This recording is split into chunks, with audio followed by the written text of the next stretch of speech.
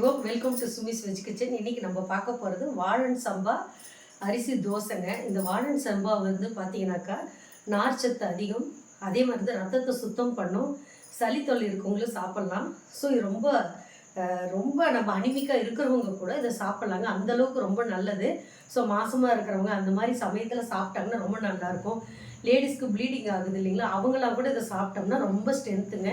So அந்த இது லேடிஸ்க்கு மட்டுமா, ஜென்ஸுக்கு கிடையாதுங்க. ஜென்ஸும் சாப்பிட்லாங்க. அவ்வளோ ரொம்ப இது.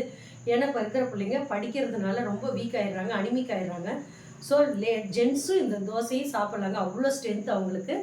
அவங்களுக்கு வந்து உயிரணுக்கள் நல்ல இம்ப்ரூவ் ஆகி நல்ல ஸ்ட்ரென்த்தாக பிளட்டு ஊறுங்க. ஸோ முடி கொட்டுறது எல்லாமே சரியாகும். இப்போ அந்த தோசை எப்படி செய்யலான்றது பார்க்கலாம். பாருங்கள், இதுதான் வாழன் சம்பா. இங்கே போட்டிருக்கு பார்த்தீங்களா, இதுதான் வாழன் சம்பா அரிசி. இதை பாருங்கள், அந்த அரிசி பார்த்திங்கன்னா இப்படி இருக்கும். இந்த பாருங்கள், இதுதான் இப்படி தான் இருக்கும். நல்லா பார்த்திங்கன்னா தெரியும், இந்த மாதிரி இருக்குங்க.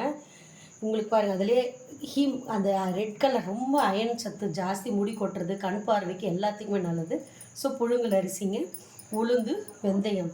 இப்போ தோசைக்கு பார்த்திங்கன்னா 1 டம்ளர் வாழன் சம்பானா 1 டம்ளர் வந்து புழுங்கல் அரிசி, 1/2 டம்ளர் உளுந்து, சும்மா கொஞ்சமாக வெந்தயம் போட்டு ஊற வச்சு நைட்டே ஆட்டி இதை பாருங்கள். இப்போ தான் புளிக்க வச்சுருக்கேன் நான். இதை பாருங்கள், மாவு நல்லா புளிச்சு வந்துருச்சு. இப்போ நம்ம இது வந்து தோசையாக வாக்க போகிறோம். பாருங்கள், தோசையை ஊற்றிக்கிறோம்.